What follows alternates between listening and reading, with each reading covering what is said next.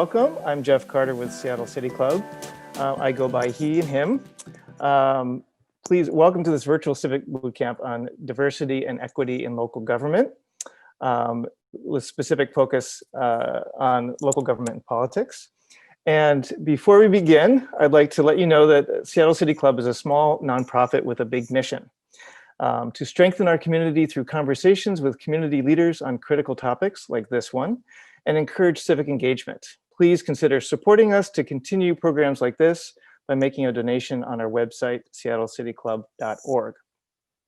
We'll have the chat enabled throughout the program, so please feel free to put questions there for the panelists, and I will get to those near the end of our hour panel discussion. And as a reminder, we're going to have a small group breakout sessions starting at 2, and you're welcome to stay for that. Some of the speakers may join us for that too. And if you have any technical issues, please email cityclub@seattlecityclub.org if you're having trouble with Zoom. And finally, at Seattle City Club, we value healthy dialogue and debate, and want to provide a safe and welcoming space for all to contribute. So in order to do this, we have established community standards for webinar communications, and we will not tolerate threats of violence, profanity, or hate speech. Those who violate our standards will lose the privilege of attending this webinar. So with that, I'd like to welcome our panelists today and invite you to share your personal pronouns if you wish. Cynthia Delostrinos Johnson, council member from Tukwila City Council. Welcome, Cynthia.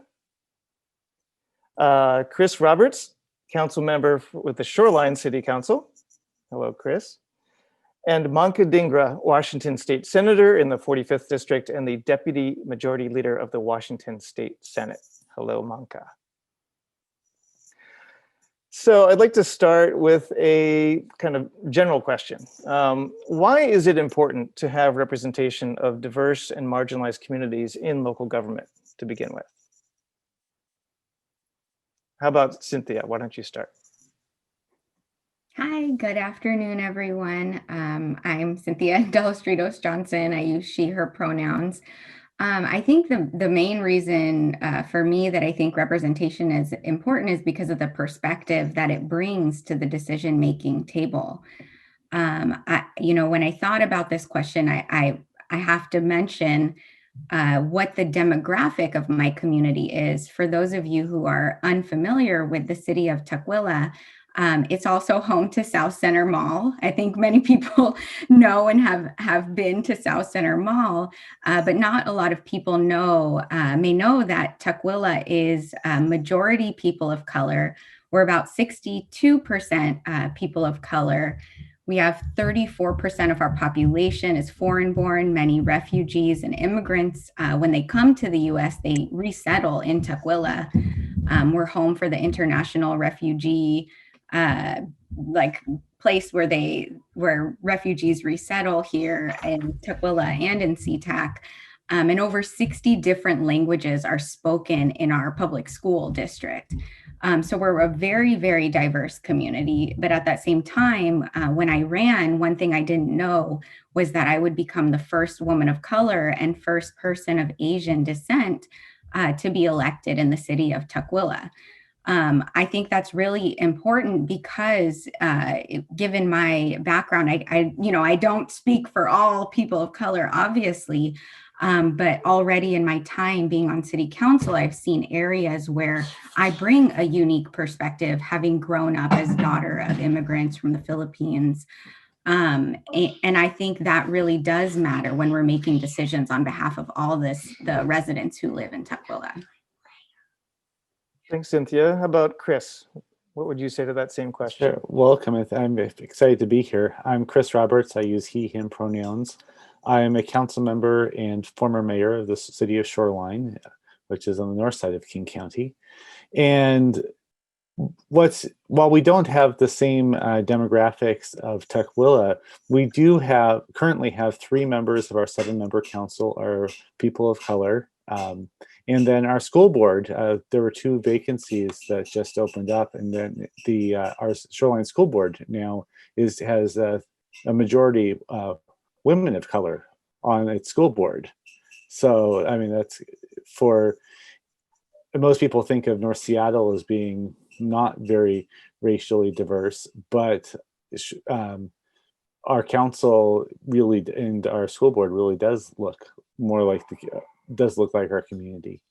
I think the thing with me one of the things I also do is I teach, I have a PhD in political science from the University of Washington, and I currently teach at Pierce College political science classes. And what I tell my students is that it's important to have people who look like themselves serve in office, because it gives people more faith and more trust in government. To see someone who looks like you at the highest levels of office, whether as a city council member, as a mayor, whether as a judge, I mean, it really gives that faith and trust that, as Cynthia was describing, that someone's looking out for their interests. And even though they're not necessarily, no one can speak for everyone. The experiences of it just builds that trust that, you know, that there's someone who I can return to. There's someone who has the same experiences I do, who has the same or may have a similar background that I do, that they are there, and I can go and actually talk to them. I can relate to them, and I can celebrate their successes. And then for someone who may be interested in getting into government or looking ahead, the young women in our schools right now, our young men in schools can say, hey, there's someone who looks like me. I can be that person too. I can be a city council member. I can be a mayor. I can be a state senator. And soon we'll say, I can be a governor of our state. Thanks, Chris. Manka, how would you respond to that same question? I'll repeat it in case people joined late. Why is it important to have representation of diverse and marginalized communities in local government? Thank you so much, Jeff. Manka Dhingra. I use she, her pronoun. And I want to follow up on basically what Chris said. Our government has to reflect our country. People have different life experiences, different expertise, come from different cultures, and they have to see themselves in the people who are the decision makers.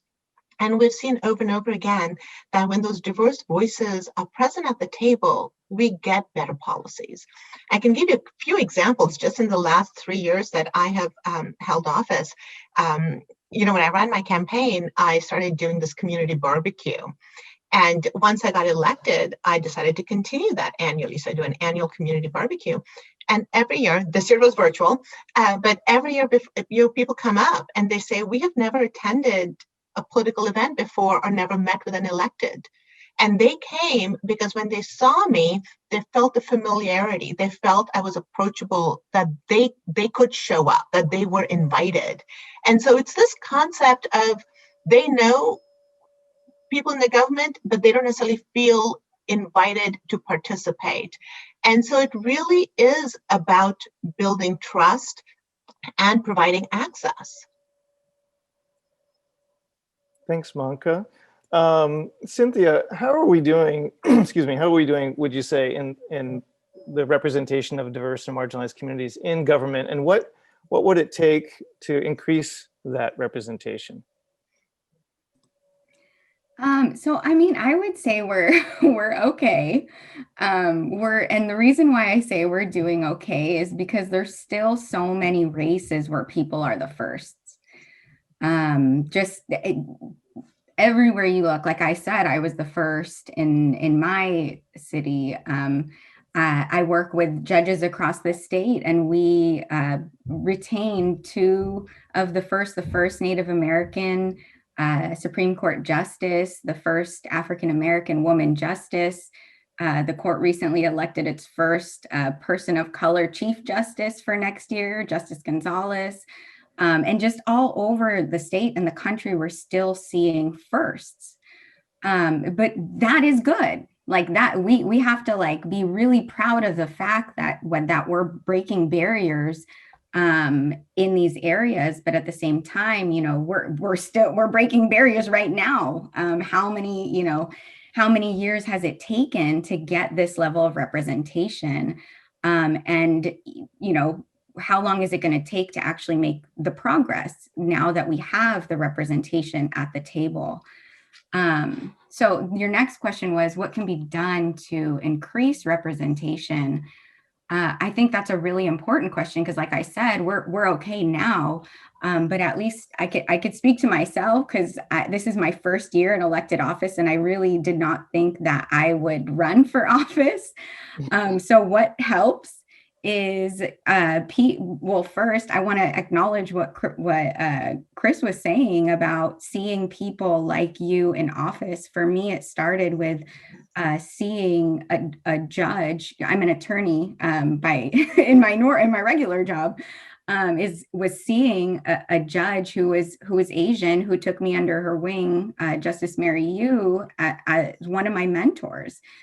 Seeing her lead as a judge, and seeing her run a campaign, working with other judges of color, being mentored by Deshaun Quinn, who is one of the senior council members in Tukwila. It's mentorship. It's telling people that you see in your communities who are, stepping into leadership roles, or people who you think should be in leadership roles. It's saying to them, you should do this. You should really consider this. I think you'd be great. That is really going to make a difference in continuing to make sure that even though we're the first, that we won't be the last.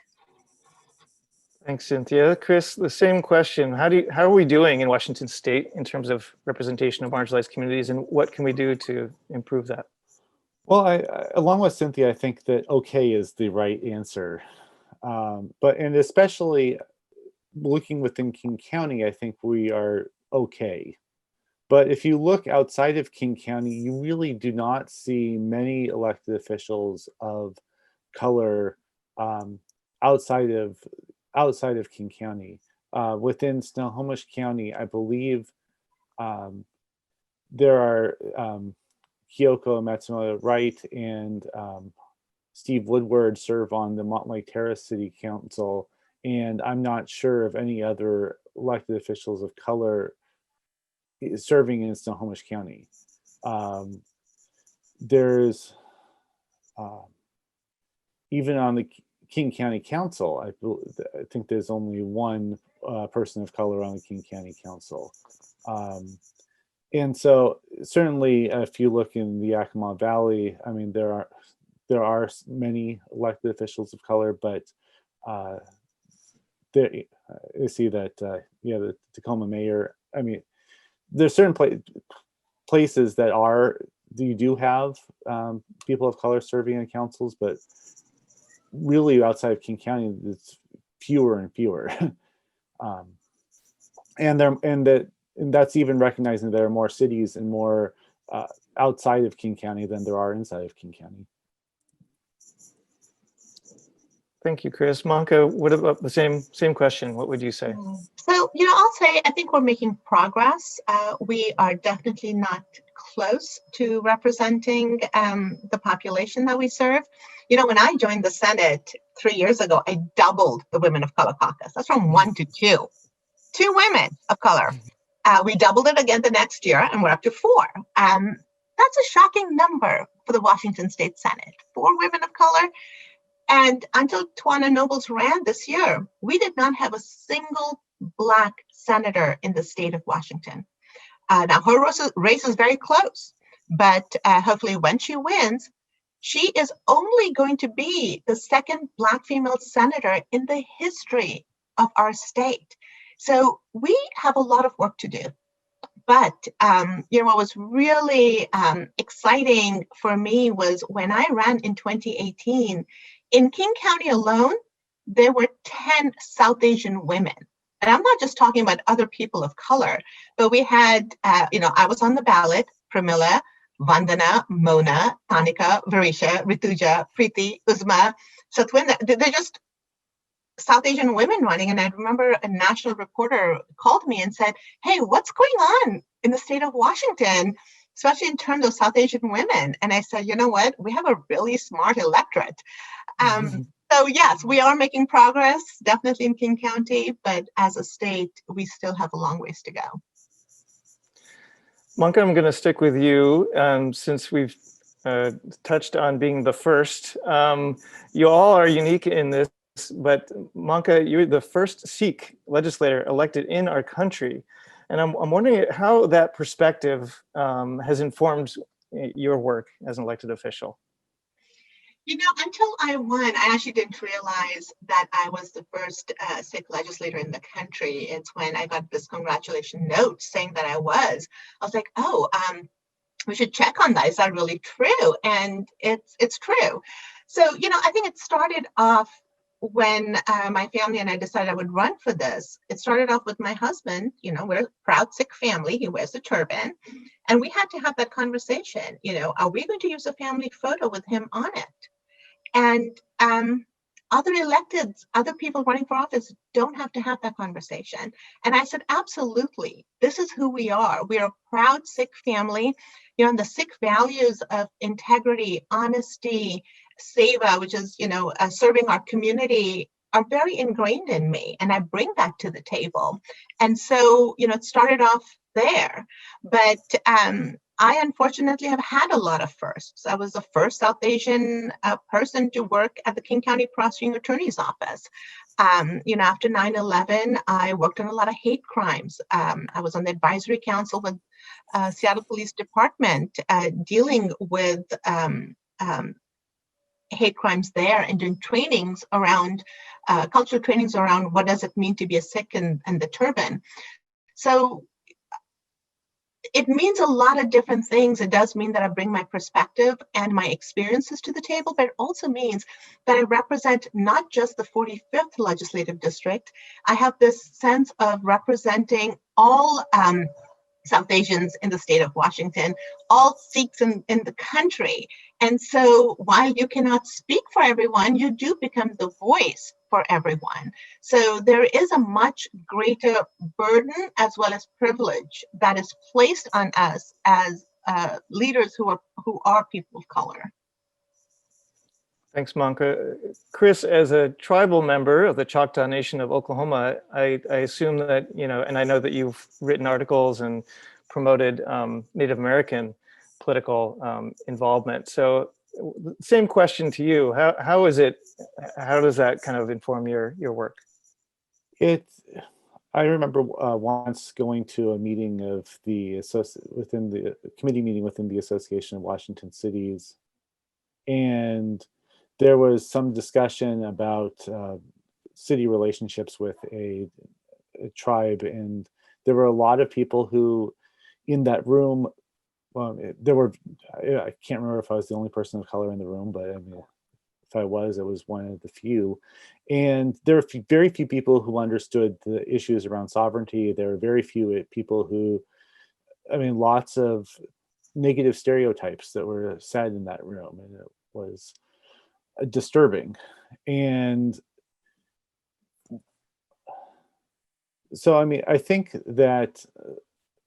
similar to the senator, I mean, I think that I've had to, and I've found that I need to really speak up, especially outside of my city, about the sort of educating other city council members about tribal issues, to raise, even within the organizations I'm involved with. I mean, just sort of being that person who pushes. And so one of the things that really I've been trying to do and working with last 6 months or so with National League of Cities is trying to identify all the tribal members who are currently serving across the nation. And it's hard. I mean, some of this data is not there. No one has that complete list of who are the tribal members who serve. And that's hard. It's hard. That kind of list building is hard when no one really collects demographic data. No one's that repository. And at least for me, I try to, I'm sort of become the repository of knowing who who else is serving. And I hope that I've put stuff out there and have shared with others that, okay, here are the elected officials, here's the organization that we're forming, so that some of this knowledge is passed on. That's my goal. Mhm. Thanks, Chris. Cynthia, the same thing. I know you've already mentioned that you're the first woman of color and first person of Asian descent to be elected to Tukwila City Council. Yeah, how has that informed you in your work?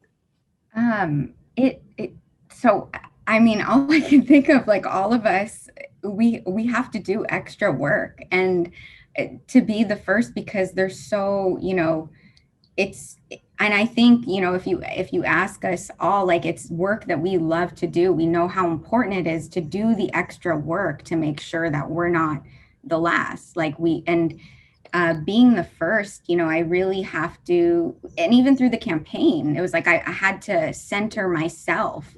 And like Manka was saying, like, I had a decision to make. Was I going to show my family or not? And those are like real decisions, very personal, that we have to make of who are we going to be? Are we going to be who we think people want to see us as, or are we going to be ourselves? And I'm hearing that it's like, no, we have no other choice than to be ourselves and to be true to that.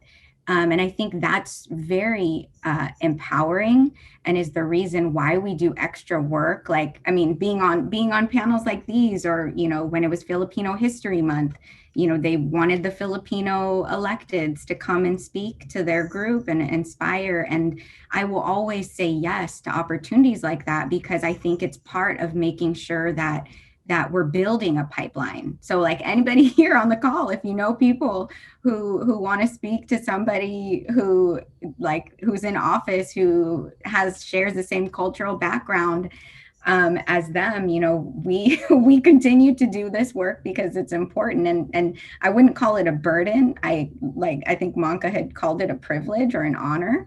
And it totally is. But because we are the first, there's still a lot of work to do to create more opportunities than just us as the spokespeople. So Cynthia, sticking with you, you mentioned working with Filipino issues, and I'm wondering what issues are you working on at the city? And I know you work at the state level too, in terms regarding marginalized communities. And I know you don't speak for the whole Filipino community, but are there specific issues that community is dealing with right now? I wouldn't say there's like specific Filipino issues. I more so, I think, issues that involve like people of color. I think issues that involve equity are ones that impact the Filipino community. So some of the big things, at least in Tukwila, that we're working on, I talked a little bit about our diverse population, but we're also a population where renters make up the most residents. We're 66% renter population in Tukwila. And so the biggest issues we're dealing with right now are COVID related, is making sure that our residents could make it through and survive throughout COVID. Making sure we have, rental assistance. The eviction moratorium is going to be running up. Our food banks have like blown up in terms of use. When we used to serve around 400 or less people a week, we're now serving that 400 to 500 people in one day. And our unemployment rate in Tukwila is higher. It's 12% right now, whereas in King County, the employment rate right now is about 7%. So there's a lot of issues that are big issues here in Tukwila that we're really focused on. But then other issues of equity. Right now, this year, the Tukwila City Council is investing in implementing an equity plan throughout the city, requiring mandatory training, looking at decisions through an equity lens. We're investing in a new youth center because it's something that the youth in our community really stood up and throughout the Black Lives Matter protests. That was something that they really think is important, invest in youth. And our city council really took that call up, and that's something that we'll be working on this year. Thank you. Chris, what about you up in Shoreline and with the Native American community, Indigenous community? Sure. I mean, just within Shoreline, I mean, like Cynthia mentioned, I mean, it's largely sort of broad focus against racism and racist acts. I mean, we had a swastika that was chalked on one of our schools not too long ago. I mean, we recognize that these things are happening. We, as a council, we are going to be debating and I presume adopting a resolution I'm sponsoring on the 16th which will commit the city to building an anti-racist community, and which will I mean, it's a resolution. It's not going to solve all the problems, but I mean, it's going to commit the city to taking a series of actions to really make sure that we are truly an equitable community. One of the things that we've already done is that we've agreed that we were going to participate in as a council, and all our boards and commissions are committed to equity training. We had our first training a couple weeks ago. So, I mean, these are really sort of strong statements that we're taking at this moment. We know there's a lot of work to do, and we know that we're not going to be able to solve all the problems overnight. And so those are some of the things we're doing in Shoreline right now. Thanks, Chris. Manka, what about the state level? What's I know there's a lot going on, but if you could give us a summary. Absolutely. There is a lot going on at the state level. I'll just say we as elected officials who also happen to be people of color, we wear a lot of different hats. And, I've been a prosecutor. I was a senior deputy prosecuting attorney for 18 years before I ran for office. And so I am very involved in the criminal justice system. And I ran the therapeutic alternative unit at the prosecutor's office. So criminal justice reform, dealing with behavioral health issues are something that those are the things that I work on in the legislature. And, I have to acknowledge that being Asian American, being Indian American, we have that whole category of like model minority and what that means. We also tend to be one of the most affluent groups in America. And so I always have to be very careful when I'm talking, because I cannot speak for all people of color. I still have to understand the privilege that I have. I bring lots of different experiences, but I also come with a lot of privilege. In fact, a lot of us who are leaders in our community do, and that's why we are able to attain the positions that we do. But, I was very excited to be able to champion the Office of Equity bill in the state. So we now in the state of Washington have the first ever statewide Office of Equity. And that was done really because of a women of color who pushed this through and did the hard work on this to really take a look at our agencies and have them take a look at barriers that they have been putting in to hinder people from being successful. And, I'm actually very proud to have served on or continue to serve on our poverty reduction task force. It really has been an incredible opportunity for me. And it's unfortunately people who look like us who are able to talk about intergenerational poverty. What does that mean? Why do we have intergenerational poverty in our state? And be able to say, yes, it has a lot to do with systemic and institutional barriers that have been put into our systems that have actually kept people back. To be able to talk about intergenerational trauma and what that means for huge sectors of our community, and how as elected leaders, we have to take all of that into account when we are developing policies. So when we're talking about poverty reduction, it's not just helping people when they're down, it's about coming up with a plan on how they can exit poverty. And when they exit poverty, do they also have a plan on how to generate wealth? Because those are all the things that keep people trapped where they are. So, I'll say it's all these experiences that we bring that I think make our policies that we help build so much better, because we are wearing all these different hats. So Manka, sticking with you, how you talked about, getting in touch with folks. How can people outside of government, especially those that are typically underrepresented, connect with elected officials like you and use their voices to advocate for change? And, this is where I think people just have to really own the fact that our democracy is not a spectator sport. You have to get involved in it. And what I have seen in my race and in the last 3 years is that when you awaken democracy, justice wins. And so people have to feel like they can access their democracy. And so I tell everyone out there, don't be afraid to reach out to your electeds. If you have an issue, if you have a problem, make that call, send that email, make sure your voice is heard. And, when I talked about the why we're different is because people feel more comfortable coming to us. I don't just have the constituents of the 45th district emailing me and calling me. I have people all over the state because they feel they can talk to me. So I understand that there's that familiarity and you feel you can be heard, but they shouldn't be afraid to even reach out to people who don't look like them. And I think the more they connect, the more they have their voices heard, the better it is for all of us. I encourage everyone to get engaged. Quick follow-up on that, Manka.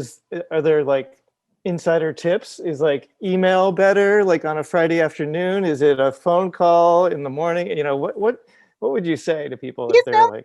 The insider tip's really interesting, right? Because I think it depends a lot on who you're contacting. I tend to be a very tech person, so I respond to emails very quickly. The device that I am fearful of most is this horrible old-fashioned phone in the Senate office, where I looked at it and I'm like, I don't even understand what all these buttons are. So for me, it's definitely email, but I think you have to know your audience.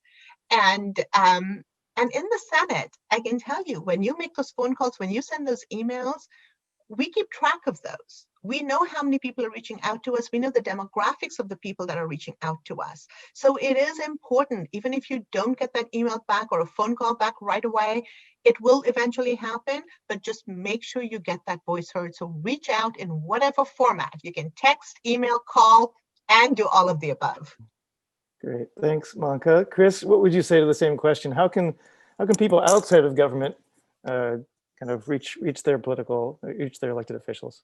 Well, I think Manka said it. The senator said it the best. Really, that I mean, it's everyone. It is individuals have to reach out and take that step to contact us. And the insider tip I would say is, the more individual you make your message, the more likely that you're going to get a response. That if you're sending a form letter or just copying and pasting from something else, it's read, but it's at least with our city, I mean, you won't necessarily get that individual response back. But I think that governments and agencies have a role of reducing barriers and trying to reduce barriers to participation as well. I think there are many cities and many organizations I'm involved with who have meetings middle of the day. So the Puget Sound Regional Council Executive Board, we meet from 10 to noon on a Thursday, the fourth Thursday of the month. And that's not a time where many people can really participate.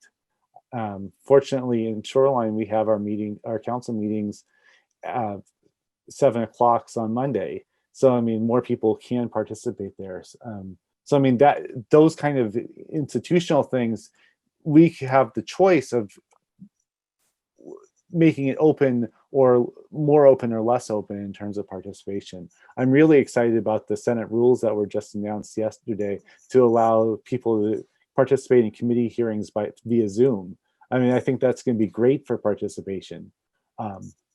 And so I think as elected officials, we have a responsibility to recognize that the choices we make in our rules and our procedures about public participation have an impact on the perception that the people have and about the openness of our government.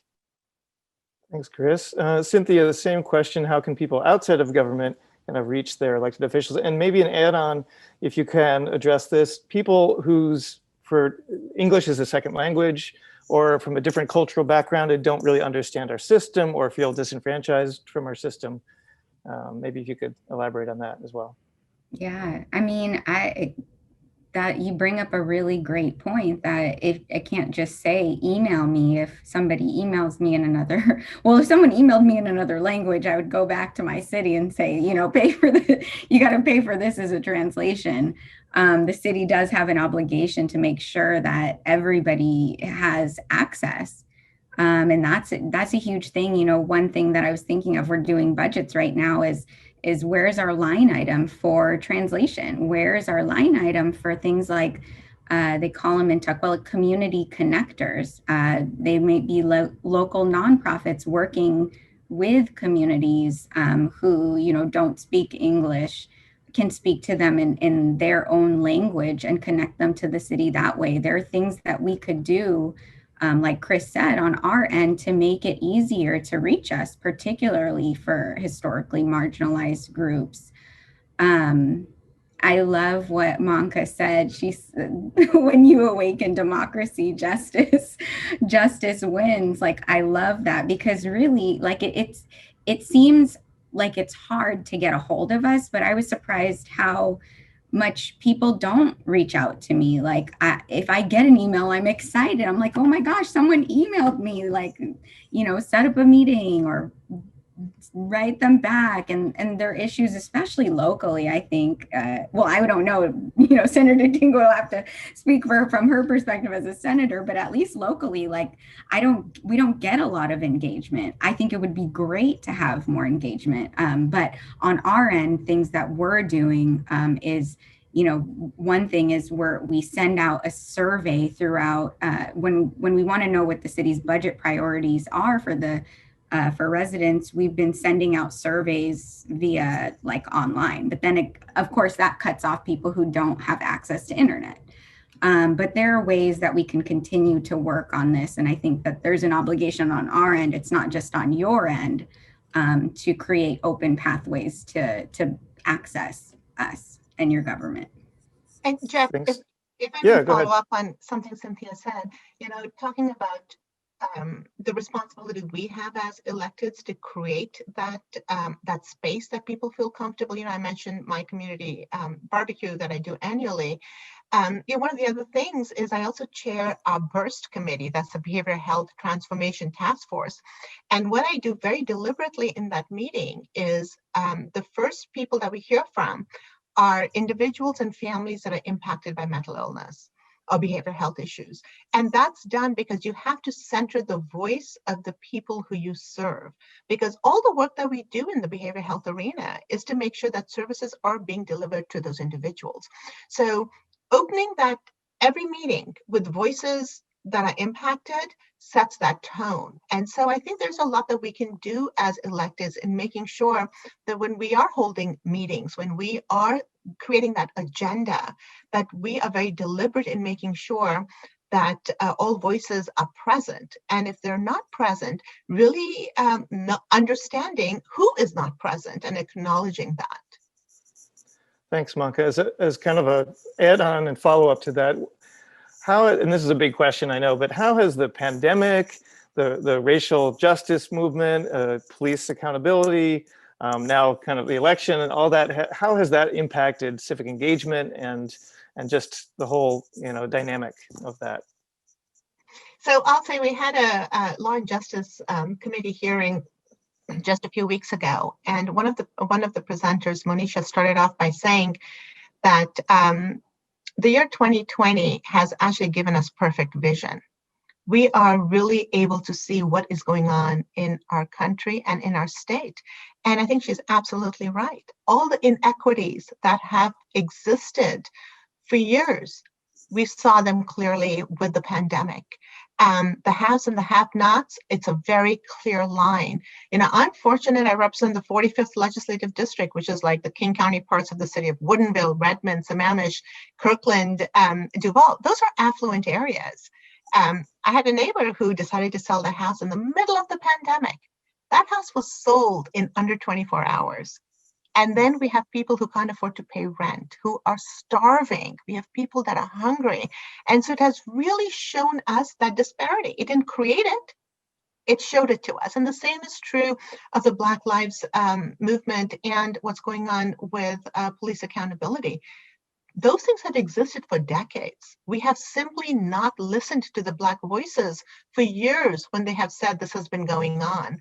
But this year, we see it clearly. So we have a lot of work to do as a state and as local communities. But the first step is to acknowledge that all of this exists. And once you acknowledge it, then really making sure you're moving forward along with the community to find those solutions. And again, centering the voices of the people most impacted. So I think COVID has definitely created that 2020 vision for us. And when we talk about the technology divide, it's front and centered. But I will say we also have little silver lining. We basically, as a society, have accelerated 5 years when it comes to using technology. And so there are some efficiencies that we have seen in our system. So we also have to make sure that we capitalize on that. We've seen telehealth really take off. Have to make sure we don't lose that. Working from home, which is great for a lot of people. It really helps our infrastructure and our environment. So let's make sure we capture all the good, but really make sure that we have solutions to address all the issues that have been heightened because of this pandemic. Thanks, Manka. Chris, what would you say to that same question of the impact of the pandemic and Black Lives Matter movement, et cetera, in your work? I don't think there's much more to be said. We certainly can write novels about it, but what Manka said is spot on. But I think the one thing I would like to highlight of that is that it does take elected officials and the community working together to build those models, to figure out what the solutions are to many of these problems. We can't, as elected officials, just sort of proclaim from on high that these are the solutions. The solutions have to come from the community working with the government, and that's the only way that we can address many of the inequities that have always existed, but have been made more visible over the last year or last several years. Cynthia, the same. Yeah. Anything to add? Yeah. I want to build off of that because I totally agree. I love this 2020 vision. It's clear. It's clear what needs to be done, what has been ignored, what we need to focus on, and people have spoken. But, like Chris was saying, we can't do this without the engagement of our community, because as soon as we start like proposing these actual changes that could get to these issues, the people who have held power or have felt like the government serves them the most are going to come to the meeting, and they're going to make sure that their voices are the loudest, and they're going to make you feel like you're not doing what the community wants. But the community, those who were out protesting aren't necessarily the same ones protesting inside City Hall. So we really need everybody in City Hall now. Like this is a movement. We're living through like the modern day civil rights movement. I'm so convinced and sure of it. And the time to make change is now. We have to capitalize on this moment. But like Chris said, we need you there with us as we make these decisions, so that we're making it together, because we're not there to serve ourselves. We're public servants. We're here to serve you, but we need you with us at the table to help us push forward these policies to make lasting for beyond this moment. So Cynthia, sticking with you, we've just mentioned how 2020, the year, has given us clarity on a lot of things. What is your vision going forward? How can we make positive steps moving forward based on now we have this clarity? I think that we have neglected real investments in our community, and particularly those who are most vulnerable, like for you know, when I when I look at things like Tukwila's police budget and compare it to how much we spend on human services, it's so disparate. And you can make the connection there. You know, why is there mass incarceration? Why do we spend so much for our criminal justice system? Like, you see it in the budget. Same thing, you know, goes for all the other human services, our parks and rec department, these areas where we have not been investing in, we need to start investing in, because these are things that actually help create healthy people, healthy communities. And at least that's how I'm going to approach our budget, and the decisions that I make is I want to center people and what is going to make our community and the people here healthy. And that, I mean, that's that's my focus, and really focusing in on those who are most vulnerable, whose voices aren't heard and aren't at the table. Thanks, Cynthia. Just a reminder to people, if you want to put questions in the chat box, feel free. So I'll move on. Chris, the same kind of question. We've got this clarity from everything that's happened in 2020 and continues. What's your vision for the future moving forward? Well, I think that we've learned a lot, and there's still, over the last year, and I think there's still a lot we must learn. And I think that one of the biggest things we've learned is some of the questions we need to ask. We've seen we sort of almost had a natural experiment earlier on this summer when most individuals got a $1,200 stimulus bonus, and individuals who unfortunately were unemployed got an extra $600 a week. And we saw the results of that. The levels of poverty for that brief moment actually decreased. And so I think there's things to learn from that. And as policymakers, of what are some of the solutions, what are some of these things that worked, and build from those. And I think that's really where there's going to be I know there's going to be a lot of study about some of these issues, and we're going to find out what has worked and what hasn't worked. But I think there are things we can build off of. And I look forward to building and working with the community to create a more fair and just and equitable society. Chris, as a follow-up, thank you. As a follow-up, I'm wondering about Native American and Indigenous community participation in the political process. Do you have any thoughts on that and how that can be improved? Well, that's it's a hard question, because there, like within any community, there's many different experiences, and there is a real difference in the experiences of individuals who currently live in Indian country and the majority of the tribal population that lives in urban areas. And I think the experiences are vastly different, and the level of representation is different as well. If you're living in Indian country, you're probably likely living on a reservation, and your local government is the tribal government.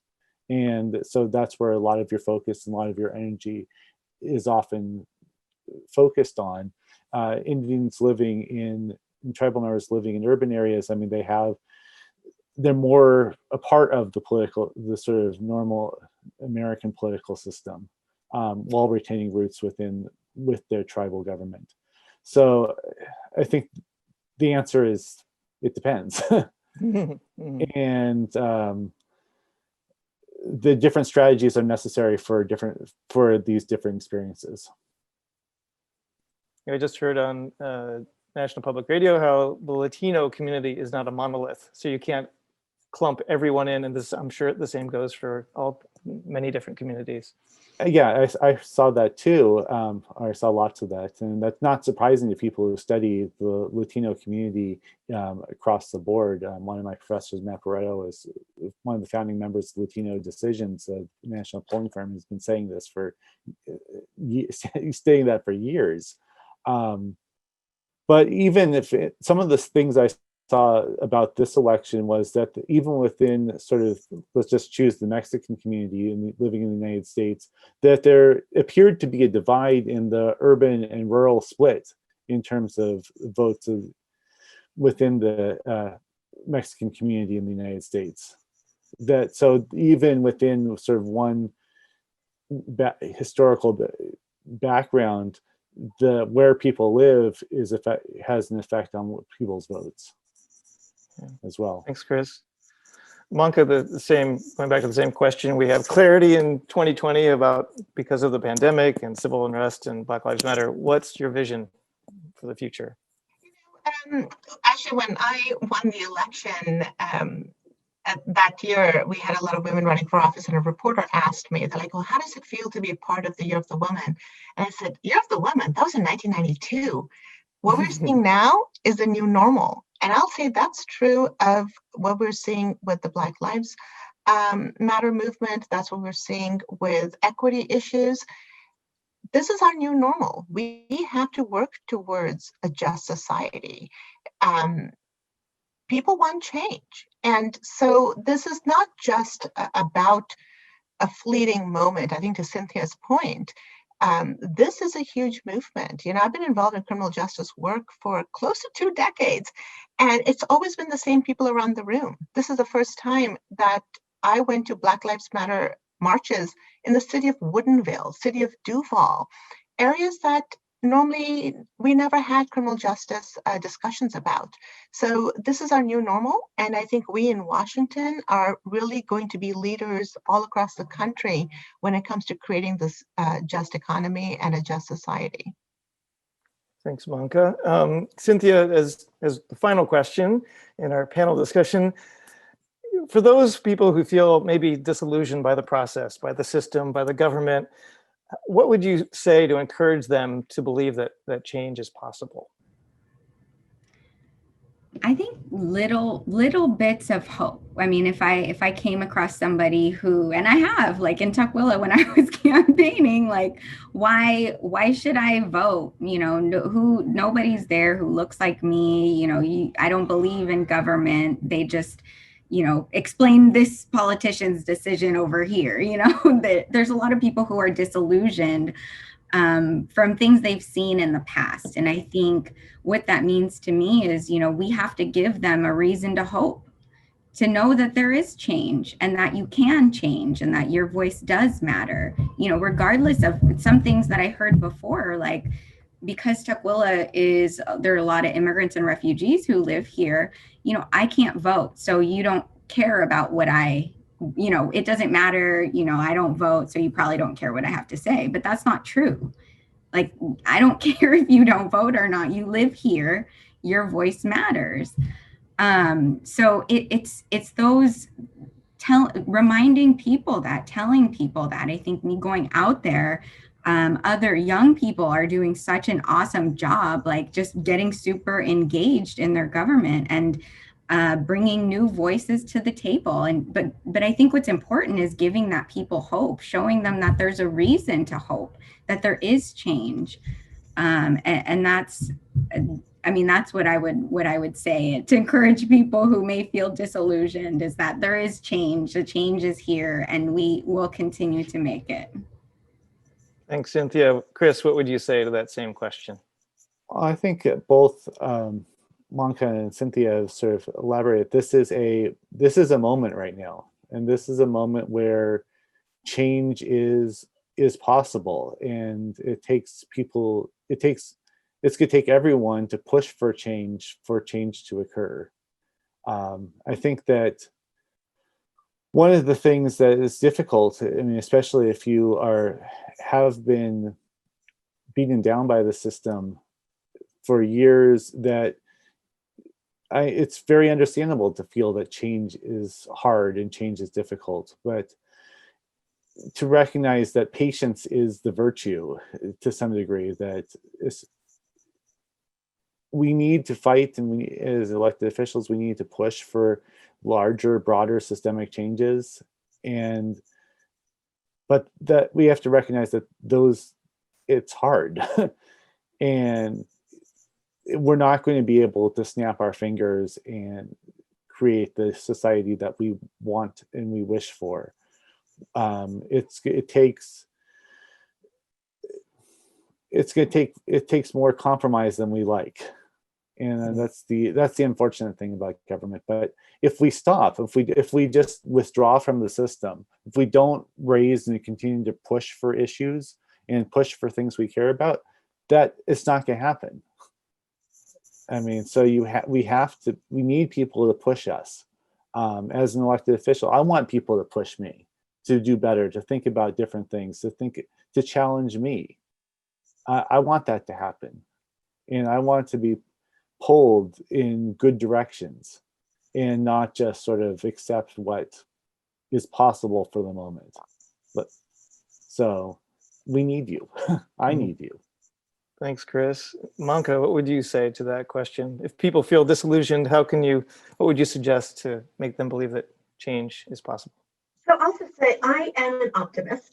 And I think our state of Washington has given us a lot to be optimistic about. You know, I already mentioned doubling the Women of Color Caucus 2 years ago, and now hopefully we're up to 5. That's slow progress. Last year, we had the most diverse legislature in the history of Washington. We're going to break that this year or next session when session starts. So we are making progress and we're heading in the right direction. You know, last year, the state of Washington got a AAA bond rating. You know, we're doing the right things. We were also rated the #1 place to be an employer, as well as the #1 place to be an employee. And normally those two things don't go together. But guess what? In the state of Washington, they did. And so I take a look at these things and I'm like, you know, we're heading in the right direction. We're doing the right things. When COVID hit, it was our work leave policy, paid family leave, that really helped people. And we were one of the few states that had it, and we were able to put it in practice. You know, we've seen over and over again that many of the policies we have in the state have been the right policies. Now, we still have a lot of work to do. We have the worst tax structure in the country, and that is not something we want to be known for. So definitely there's room to grow. But I think we have a lot to be proud of in the state, and we're continuing to go in the right direction in really making sure that we are elevating people and we are working on making sure that everyone can be successful, from our youngest child to the oldest individual who's trying to access healthcare. I mean, we actually have a public option in the state of Washington that people can sign up for now, which is incredible. So I look at the positives, and I think that's what we need to continue to build on. Thank you, Manka, and thanks, Chris and Cynthia, for joining us today on this panel discussion.